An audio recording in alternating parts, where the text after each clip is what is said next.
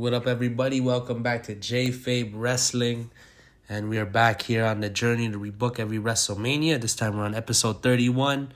So we are doing WrestleMania 31, rebooking this show. So this show took place March 29, 2015 in Santa Clara, California at the Levi's Stadium. The attendance was around 67,000. Buy rate was 259,000. Obviously, this is excluding the WWE Network, where I believe most people were watching. And this is the card right here.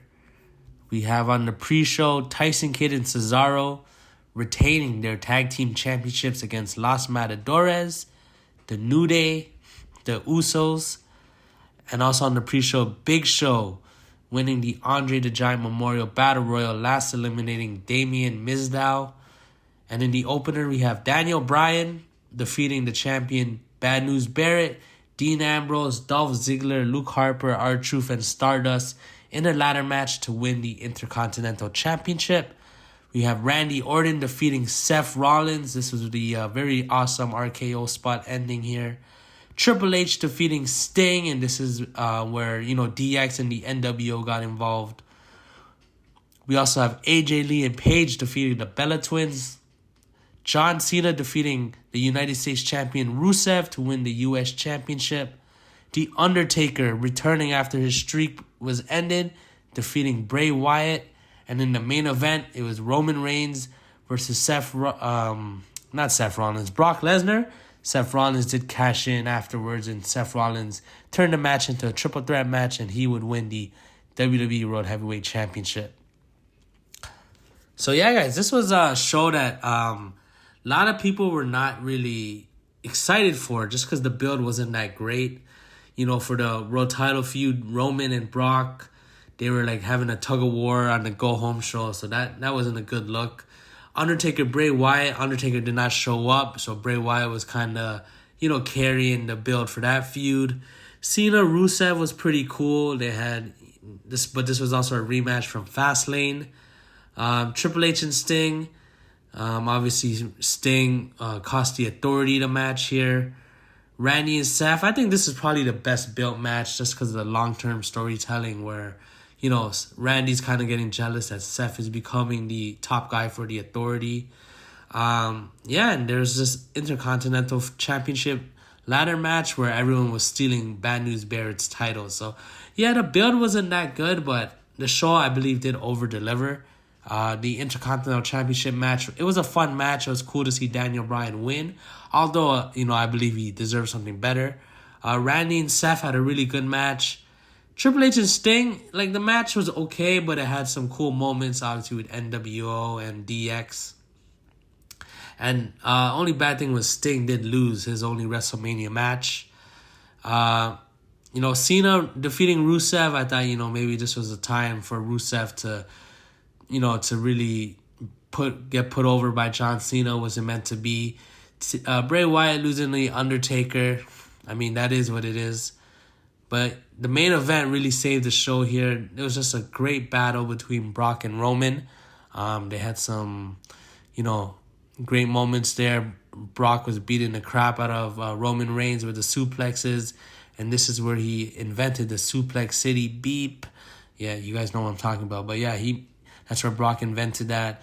And just the ending just was really well done. Seth Rollins, like Michael Cole said, pulling off the heist of the century. So the ending was great. Definitely, helped this WrestleMania be looked at as better than what it was. So, yeah, I think this was a good card. But, again, there's a lot of things here you could fix. First thing is Sting and Undertaker on the same card, What more can I say with that? Again, Daniel Bryan, I thought definitely could have been used better. And, we'll get into it, guys. Let's get it. All right, so the first match we're going to talk about is the Andre the Giant Memorial Battle Royal. And I feel like this is the show where the Battle Royal lost its luster. They didn't put it on the main card, so that was already a problem there. And, the winner just was kind of lackluster. I understand Big Show He's a giant, and his history, obviously, in WCW they said he was Andre the Giant's son. So, I understand like wanting to give him a nice lifetime achievement award, but I felt like this match could have made a star here. So, yeah, obviously you keep all the participants the same. I thought it was cool they did have Hideo Itami there, but I would have him have a better showcase because I feel like they didn't showcase him enough. So, yeah, I would definitely give him more of a showcase in this match. And, yeah, the final three I would have is the same: Miz, Sandow, and the Big Show. I'd actually have Miz and Sandow eliminate the Big Show. And this is where I would do the Damien Mizdow face turn. The Miz tells him to leave the ring. Sandow's kind of hesitant. That's when the Miz kind of smacks him. And that's when Sandow, he snaps. He attacks the Miz. And I would give him the win. WWE really dropped the ball on Damien. I think the night after WrestleMania, they had him fight the Miz for the Miz name. And then after that, they did not do anything with him. So, they didn't even like have a match on pay-per-view. And Sandow was like one of the few guys that was over in like the 2015 Rumble, aside from like Daniel Bryan. He was one of the few guys over, and they didn't do anything with him. So it's very unfortunate, but in my rebooking here, I'll give him this nice feel-good moment, and hopefully, WWE can, take advantage of the momentum. But he definitely deserved it. He had a great 2014. They gave him like this gimmick where he was impersonating people. He lost the Money in the Bank to John Cena, first person to ever lose it. I know Cena lost by DQ, but like he actually lost cleanly. And yeah, I definitely thought he was a great talent, very great on the mic. And the fans kind of sympathized with him. And yeah, WWE definitely dropped the ball on him. All right, next up we got the Divas Championship match. I have AJ Lee defending against Paige. So yeah, I would actually keep it the same where Paige defeats AJ Lee the night after WrestleMania. AJ could return. At SummerSlam, they could fight. This is face versus face. And AJ Lee will get the win there. And yeah, I would actually have AJ and Paige kind of team up to feud against the Bella Twins. And at the Royal Rumble, that's when I would have Paige turn on AJ Lee. And yeah, she sets the challenge, the rubber match. Paige, AJ Lee, WrestleMania. So yeah. And I would have to give Paige the win here. Obviously, AJ Lee was leaving. I would not announce that beforehand, just so it doesn't give away the result. But yeah, I think, a long-term feud between the two definitely made sense. Started the night after WrestleMania. Their second match was at SummerSlam. And then, yeah, play off their partnership here. And Paige could turn on AJ Lee. And, yeah, sets up their match here. Paige gets the nice win here. And, yeah, it's kind of like AJ Lee passing the torch off to Paige. And I think, yeah, it'd be better than the tag team match because, for me, WrestleMania, all the championships should be on the line. And, yeah, especially with the long-term storytelling, I think it'd be a great match here. And, yeah, Paige is now the new face of the Divas division. All right, next up, we got the World Tag Team Championship match here. Fatal 4-way tag match. The Wyatt family coming in as champions against the Usos, Cody, Rhodes, and Goldust, and the Ascension. So, I would have the Wyatt family be the team that dethrones the Usos in 2014. And they could feud with the Cody, Rhodes, and Goldust as well during the year. And then also the Ascension did make their debut. Obviously, WWE did drop the ball with them, having them lose at the Royal Rumble. But I would actually have them, just attack Cody Rhodes and Goldust, the Ascension. And then the Usos say they want their shot back. So they're kind of feuding with the Wyatt family. And during their tag match, the Usos and the Wyatt family, the Ascension could interfere, cost the Usos the match here. And yeah, they could just be beating down the Usos. Cody Rhodes and Goldust could make the save here. And they announced that it would be a fatal 4-way tag. So, the partnership between the Wyatt family and the Ascension, they kind of goes away there as they both tease like wanting to fight each other. And, the Usos and Cody Rhodes and Goldust also, although they're friends, there's tension between them as well. So, yeah, I think this would be a really good match. And I'd actually give the Ascension the win here. They could pin one of the Usos. WWE really dropped the ball in the Ascension, so I think this would be a good, nice showcase moment to, build a new tag team stars. So, yeah. All right, next up, we got the Intercontinental Championship match. I have Cesaro coming in as a champion, defending against Dean Ambrose here. So I'd actually have Cesaro be the one to defeat Dolph Ziggler at SummerSlam 2014. He would still be with Paul Heyman. So, and Dean Ambrose could straight up just win a number one contenders tournament here. And, the builds could be simple, Cesaro, he's one of the strongest athletes in the world versus Dean Ambrose, one of the most unpredictable athletes in the world. So, Cesaro could say, he brings class to the wrestling. Unlike these guys like Dean Ambrose who are just crazy. And Dean Ambrose could talk about, although he's crazy, he loves wrestling and he wants that Intercontinental Championship to prove that he is one of the best wrestlers. And you could even have Dean Ambrose say like, Paul Heyman's your manager, but I've done all the extreme matches. Makes me more of a Paul Heyman guy than you. So, I can make it personal here. And Cesaro could slowly be turning face as, Paul Heyman is just continue to lecture him, saying, hey, man, we can't lose to this guy, You want to be like Brock Lesnar, you got to defeat people like Dean Ambrose. So, slowly building the tension here. And I'd actually have Paul Heyman accidentally distract Cesaro, and Dean can hit the Dirty Deeds, 1, 2, 3. So Dean Ambrose is the new Intercontinental Champion. And I think this is a good moment for Dean because he became a main eventer slowly after this. So I think a nice run with the Intercontinental Championship will definitely help him. And this slowly turns Cesaro face, and he could eventually feud with Brock Lesnar down the line. So I think it does a lot for both of them. And I think it'll be a great match. Two great workers, and should be a great match for the Intercontinental Championship. All right, next match we got the United States Championship, Rusev defending against Roman Reigns. So, yes, Roman Reigns, in my world, does not win the Royal Rumble because, just because it's common sense, if you want to build this guy right, you got to do it the right way. That is first winning a mid-card title, look at John Cena. He won the U.S. title, and then he went up to the World Heavyweight or WWE Championship contender scene. Same thing, with Randy Orton. He won the IC title, and then he eventually became World Heavyweight Champion. So I just felt like this was the right thing to do. And Rusev, he was undefeated as well. So him giving, the rub to John Cena doesn't make sense because Cena's already established. But him giving the rub to Roman Reigns does make sense because Roman, they could see him as the next guy, but not just yet. So, having Roman be the one to dethrone Rusev, I think just makes sense and be a great moment as well. Because, Rusev was very over at the time as a heel.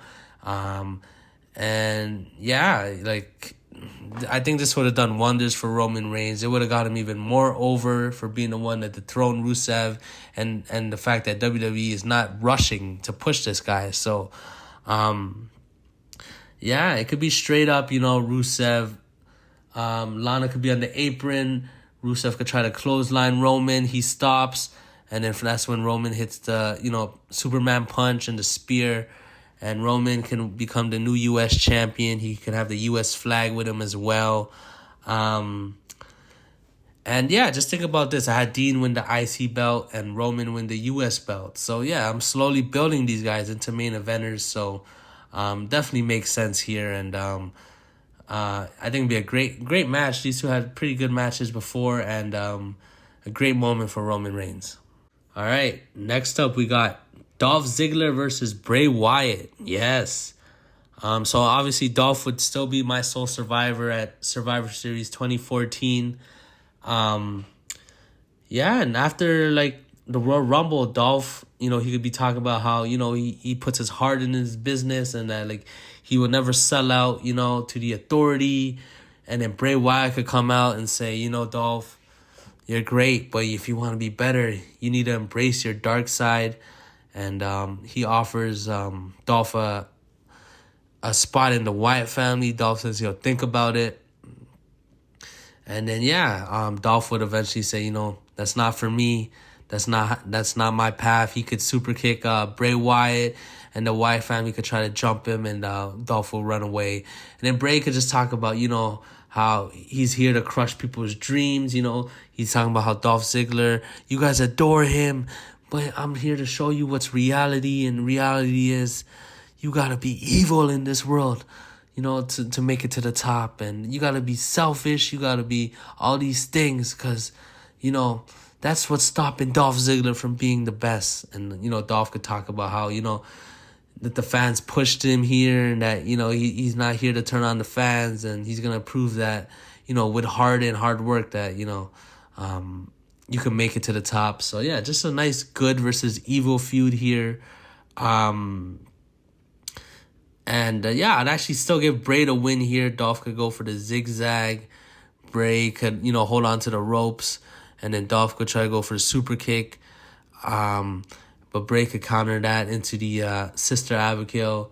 Dolph kicks out. Bray can't believe it. Hits another Sister Abigail. 1, 2, 3. So kind of makes Dolph look strong here. But, Bray Wyatt, his character with, he speaks a big game. So he definitely should win. That's the problem WWE's done with him, is like, he would talk all this game and then he would lose to John Cena. He would talk all this game and he would lose to Roman Reigns. So, Bray Wyatt, they definitely should have done better with him. But, I think this would be a nice feud in the mid-card here. Taking advantage of Dolph's popularity and also, Bray Wyatt as well. So, yeah. All right, next up we got Randy Orton versus Seth Rollins. This match did happen in real life, so, the build is pretty much the same. I like that Seth Rollins took out Randy Orton after Hell in a Cell, and that's when Randy kind of snapped on Seth, hit him with the RKO, and then later on the night, I believe they curb stomped him on the steps, I think it was on the steel steps, and Randy was gone for a bit. So spoiler alert, my rebooking, I have Daniel Bryan win the Royal Rumble, but the Authority make it hard on them. They say, you got to face Seth Rollins at Fastlane to, because we know that you're injury prone, and we want to know if you can still make it to Fastlane. So the Authority could make that match, and the Authority could jump Daniel Bryan, so it'd be like no holds barred. And that's where I would have Randy return, and he returned on that show anyways, Fastlane, and attack the Authority, hit Seth with the RKO. Daniel Bryan gets the win. He goes to WrestleMania main event. And they could play the same feud where, they're trying to bring Randy back into the Authority, and then he does, and then he eventually turns on Seth. So, I think keep all that the same. And then, the storyline is great where, Seth Rollins was once Randy Orton. He was once the future. Now, Randy's facing the future. Randy's, he's not a has-been, but he's done his part. He's already a legend, and Seth can talk about how he could be the new legend killer, and he's going to start with the former legend killer, Randy Orton. So, keep the whole match the same. Obviously, the RKO spot was classic, one of the great all-time WrestleMania moments.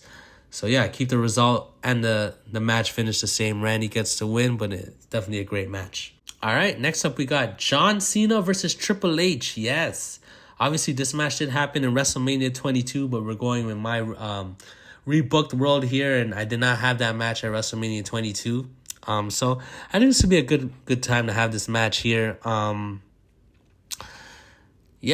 John Cena and the Authority had problems there, so you could kind of rekindle that after the Authority does come back, and Cena could talk about, how... he's like, he's trying to build a new generation. The Authority is trying to bring it down, and Triple H could talk about you trying to, bring in a new generation.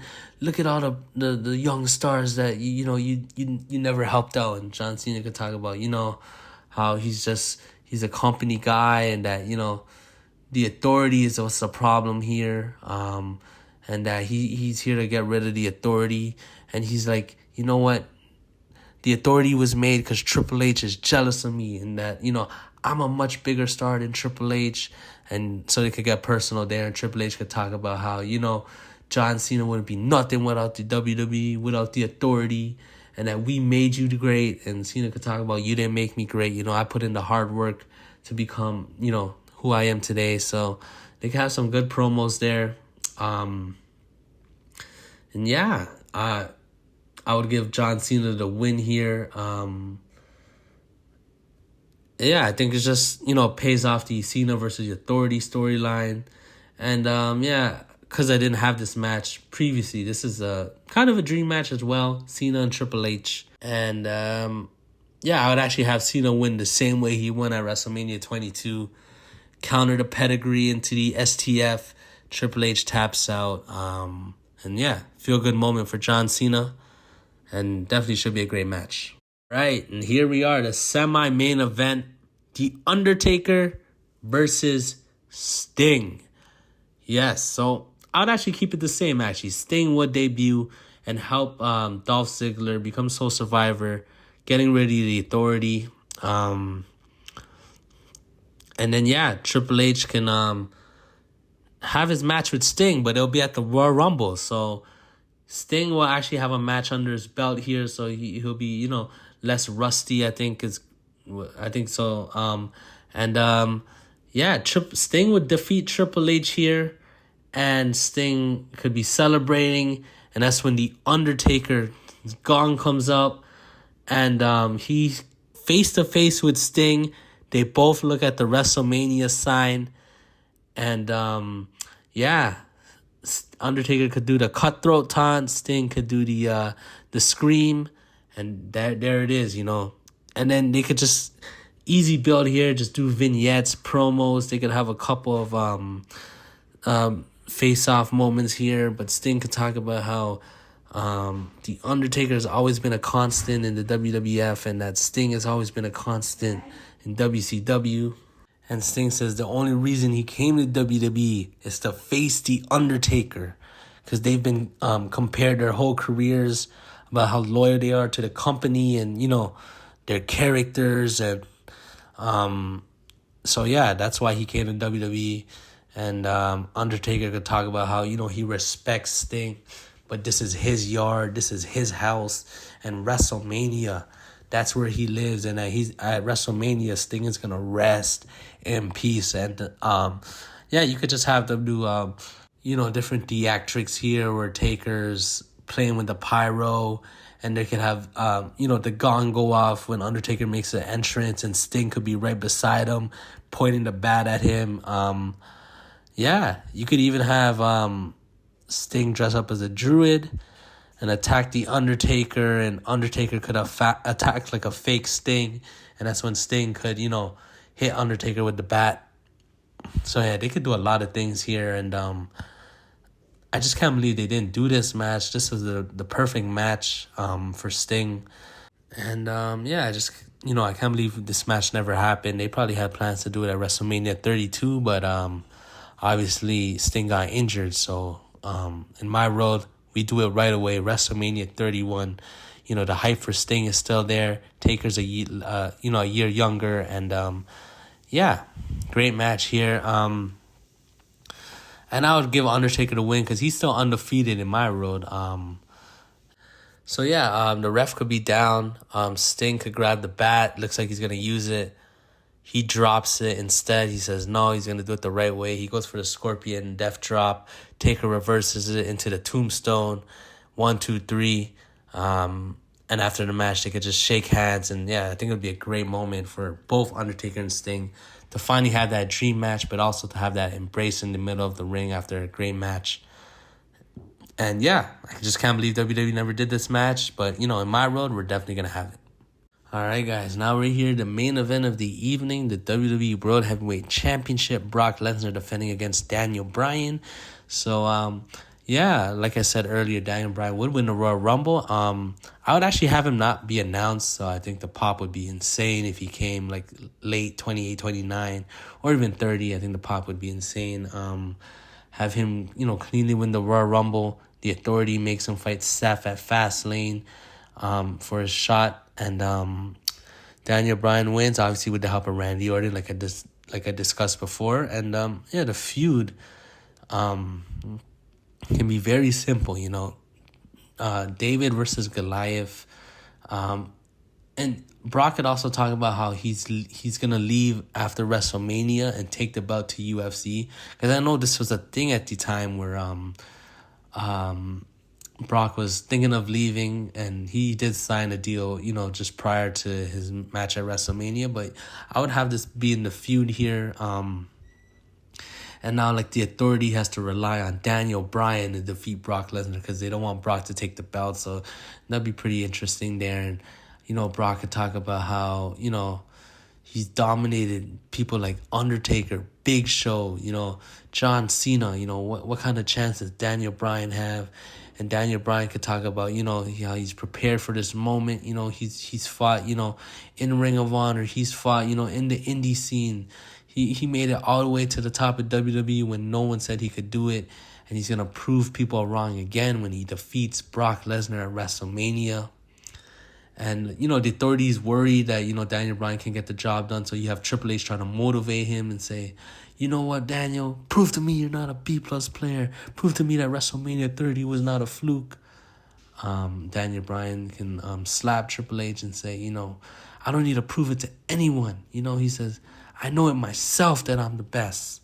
I'm the American Dragon, I'm the one that can submit anyone, And, yeah. And you have Paul Heyman also on the, just talking smack, saying, he respects Daniel Bryan. He's a great wrestler, but he's no match for Brock Lesnar. You could even have Daniel Bryan get Paul Heyman in the label lock there. And the go-home show, you could have Brock, attack Daniel Bryan, F5 him through the announce table, and just smirk and laugh. And I think they would have a great match. They did have a match at Survivor Series 2018, but that was a weird dynamic because Daniel Bryan was playing the heel at the time, so it'd be definitely a little different. But I think they would have a great match here. Daniel Bryan could do the stick and go offense, using his quickness. Brock can use his power. Brock can dominate for a bit, with these suplexes. Daniel Bryan can make a comeback here. And then Seth Rollins does come out. Yes, he does come out and cash in. And same finish where he pins Daniel Bryan with the curb stomp. So it just makes sense given the storyline here where, the Authority was worried that Brock is going to leave. So they had Seth Rollins in their back pocket there. And then also it just gets Seth Rollins more heat because when he did do the cash in, he cashed in on Roman Reigns, and the fans were excited for it. It's supposed to be a heel moment there, but just because of who he cashed in on.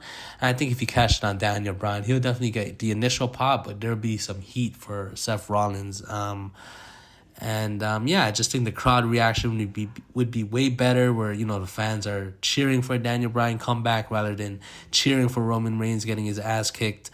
I think it'd just be just as good as the real match that happened here, and got to keep the iconic ending the same, and I think it just helps Seth Rollins as a heel character as well. So, we got to take advantage of Daniel Bryan. He did get injured later on, but I think, he was just so over, WWE did drop the ball but not take advantage of his momentum. So, guys, that is my card. Let me know what you guys think about the card. So, I just think my card is definitely, I think it's better. First off, we give the Andre the Giant Memorial Battle Royal, a win for Damian Sandow. We're rewarding his amazing work with The Miz and, hopefully creating a star in Damian Sandow. The Divas Championship, I think the build is great here with Paige and AJ Lee. These two are the top two women in the division, so it makes sense to have a nice blow off to their moment last year after WrestleMania 30. I think the tag team matches has better teams. Wyatt family, they definitely shouldn't have broken up. They're much better, together. I'm giving the Ascension the shine as a new team. WWE did drop the ball with them. And then you still have the Usos, Cody and Goldust still in there. So, IC Championship. Although I didn't have the ladder match here, I'm giving shine to Dean Ambrose here. He was one of the up-and-coming stars here, and I'm rewarding Cesaro. You know, he had a great 2014, winning the Battle Royal, so, you know, him having a nice reign with the IC belt makes sense, and definitely will move him up later into the main event scene. And then Roman Reigns versus Rusev, again, I think if WWE did this, Roman Reigns would not be as hated or booed. You know, you're slowly building Roman Reigns as a top guy, but you're not rushing it, so it makes sense. Blows off, you know, Rusev's undefeated streak and, you know, him bashing America, and definitely makes sense. Dolph versus Bray, you got two up-and-coming stars here. Dolph still with the momentum from Survivor Series, so I'm giving him a singles match. And yeah, I think Bray versus Taker, it was a good idea, but obviously, you know, Bray was not going to win, so him versus Dolph makes sense and gives Bray a nice win. Randy and Seth keep the same. Great match, great moment with the RKO. Cena and Triple H definitely plays off, you know, the Authority feud here. Cena versus the Authority. Another dream match here. Taker, Sting. What can I say? WWE dropped the ball. This was the only chance to have the match, and yeah, they should have done it. And in the main event, you know, you're just making it better by having someone that the fans actually like and cheer. So when Brock is doing the beatdown, you know, fans can get behind Bryan. And when Bryan makes a comeback, the fans can get behind that. And when Seth cashes in, great moment initially, but it puts heel heat on him for cashing in on Daniel Bryan here. So yeah, guys, again, I think my card is much better. Let me know what you guys think. Let me run down the card for you guys right now. The Andre the Giant Memorial Battle Royal for the Divas Championship. Paige defending against AJ Lee for the World Tag Team Championships. The Wyatt family defending against the Usos, Cody Rhodes and Goldust, and the Ascension for the Intercontinental Championship. Cesaro defending against Dean Ambrose for the United States Championship. Rusev defending against Roman Reigns. Dolph Ziggler versus Bray Wyatt. Randy Orton versus Seth Rollins. John Cena versus Triple H. The Undertaker versus Sting. And for the WWE World Heavyweight Championship, Brock Lesnar defending against Daniel Bryan. Yeah, guys, that is my card. Again, let me know what you guys think. Appreciate all the support. Like, comment, sub for more videos, and I'll catch you on the next one. Peace.